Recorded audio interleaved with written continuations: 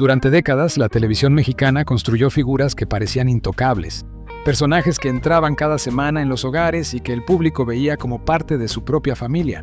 Pero detrás de las cámaras, lejos de las luces del estudio y de las sonrisas frente al público, muchas historias tomaban caminos muy distintos. En el mundo de la televisión, donde el poder, la influencia y el silencio podían cambiar destinos, algunos rumores comenzaron a circular entre periodistas y trabajadores del medio. Historias que nunca aparecieron en los noticieros ni en las portadas de las revistas, pero que con el paso del tiempo siguieron despertando curiosidad. En este video vamos a explorar uno de esos relatos que durante años permaneció en las sombras del mundo televisivo mexicano.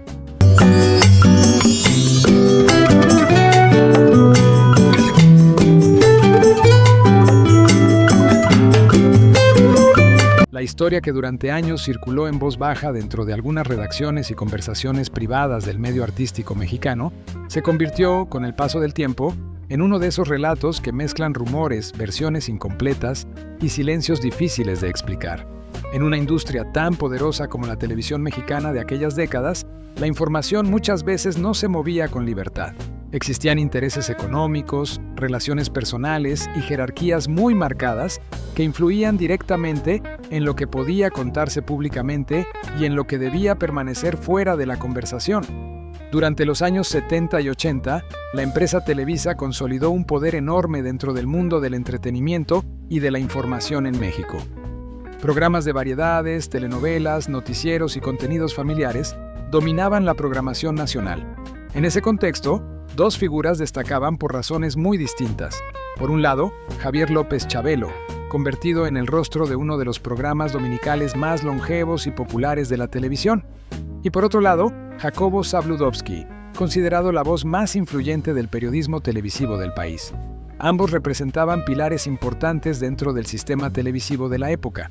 Chabelo había logrado posicionar En Familia con Chabelo como un programa dirigido principalmente al público infantil y familiar, generando altos niveles de audiencia cada domingo por la mañana.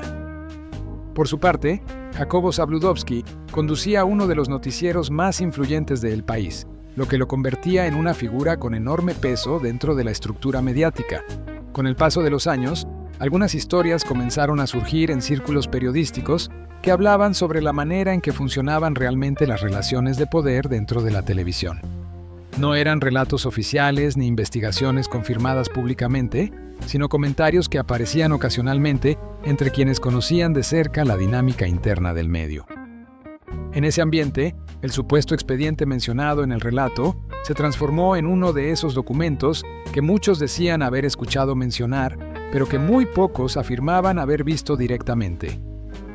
Según quienes hablaban del tema, aquel periodista habría intentado exponer lo que consideraba un ejemplo de cómo las relaciones personales podían influir en decisiones empresariales dentro de la industria televisiva. Sin embargo, el contexto de aquellos años hacía extremadamente difícil que investigaciones de ese tipo llegaran a publicarse en medios de gran alcance. La televisión tenía un poder considerable y las estructuras mediáticas estaban profundamente interconectadas. Algunos periodistas veteranos han explicado con el paso del tiempo que en esa época existían temas que simplemente no se tocaban. No necesariamente porque todos estuvieran de acuerdo en ocultarlos, sino porque publicar ciertas historias podía significar el fin de una carrera profesional o el cierre de oportunidades dentro del medio. Por esa razón, muchos reportajes quedaban archivados, abandonados o simplemente desaparecían antes de llegar a la imprenta. Mientras tanto, el programa En Familia con Chabelo continuó transmitiéndose durante décadas, convirtiéndose en una tradición dominical para millones de familias mexicanas. Generaciones enteras crecieron viendo concursos, juegos y regalos en un formato que con el tiempo se volvió parte del paisaje cultural del país. La figura de Chabelo terminó consolidándose como un símbolo de la televisión familiar mexicana. En paralelo, Jacobo Zabludovsky siguió desempeñando su papel central dentro del periodismo televisivo durante muchos años más. Su noticiero fue considerado durante largo tiempo una de las principales fuentes de información para el público mexicano, lo que reforzó aún más su posición dentro del sistema mediático. Con el paso del tiempo, muchas de las historias que circulaban en privado quedaron atrapadas en el terreno de la especulación. Algunos periodistas han señalado que gran parte de los archivos y documentos de aquella época se perdieron.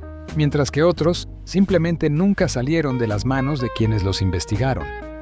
Sin pruebas disponibles y con la desaparición de testigos clave, resulta prácticamente imposible reconstruir con certeza qué ocurrió realmente detrás de aquellos rumores.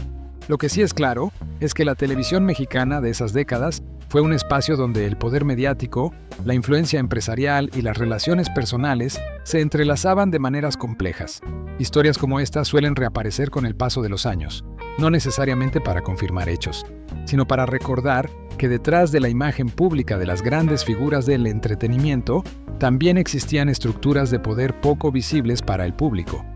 Hoy, al mirar en retrospectiva, muchos investigadores de la historia de los medios coinciden en que comprender aquella etapa requiere analizar no solo los programas y las figuras que aparecían frente a las cámaras, sino también el contexto en el que operaban. Un contexto donde la información, la reputación y el silencio podían convertirse en herramientas tan poderosas como cualquier programa de televisión. Si este tipo de historias sobre el detrás de cámaras de la televisión, el cine y las figuras que marcaron toda una época te resultan interesantes, te invito a acompañarme en los próximos videos. Puedes suscribirte al canal y activar las notificaciones para no perderte los nuevos contenidos que iremos publicando. Además, si este video te pareció interesante, tu me gusta ayuda muchísimo a que YouTube lo recomiende a más personas que también disfrutan conocer estas historias. Gracias por estar aquí y por formar parte de esta comunidad que sigue descubriendo los secretos y las historias poco conocidas del espectáculo.